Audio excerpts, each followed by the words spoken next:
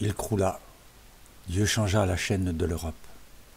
Il est au fond des mers que la brume enveloppe, un roc hideux, débris des antiques volcans.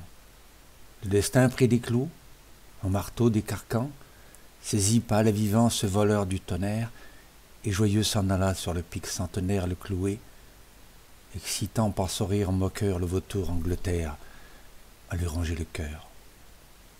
Évanouissement d'une splendeur immense, du soleil qui se lève à la nuit qui commence, toujours l'isolement, l'abandon, la prison, un soldat rouge au seuil, la mer à l'horizon, des rochers nus, des bois affreux, l'ennui, l'espace, des voiles s'enfuyant comme l'espoir qui passe. Toujours le bruit des flots, toujours le bruit des vents. Adieu tente de pourpre, au panache mouvant, adieu le cheval blanc que César éperonne.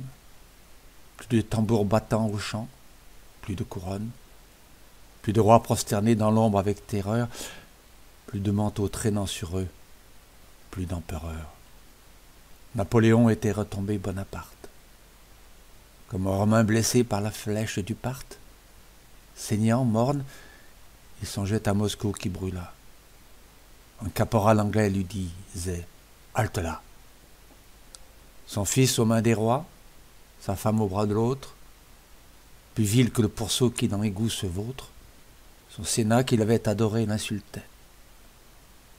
Au bord des mers, à l'heure où la bise se tait, sur les escarpements croulant en doires décombres, il marchait, seul rêveur, captif des vagues sombres. Sur les monts, sur les flots, sur les cieux, triste et fier, l'œil encore ébloui des batailles d'hier, il laissait sa pensée errer à l'aventure.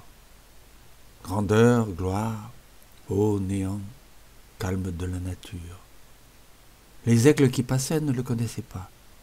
Les rois, ses guichetiers, avaient pris un compas et l'avaient enfermé dans un cercle inflexible. Il expirait. La mort de plus en plus visible se levait dans sa nuit et croissait à ses yeux comme le froid matin d'un jour mystérieux. Son âme palpitait déjà presque échappée. Un jour enfin, il mit sur son lit son épée. Et se couchant près d'elle, il dit « C'est aujourd'hui ». On jeta le manteau de Marengo sur lui. Ces batailles du Nil, du Danube, du Tibre se penchaient sur son front. Il dit « Me voici libre. Je suis vainqueur, je vois mes aigles accourir. » Et comme il retournait sa tête pour mourir, il aperçut un pied dans la maison déserte. Une sonne l'auve guettant par la porte entr'ouverte. Alors, j'ai embroyé sous le talon des rois, il cria « La mesure est comble cette fois. Seigneur, c'est maintenant fini. Dieu que j'implore, vous m'aviez châtié. » La voix répondit « Pas encore. »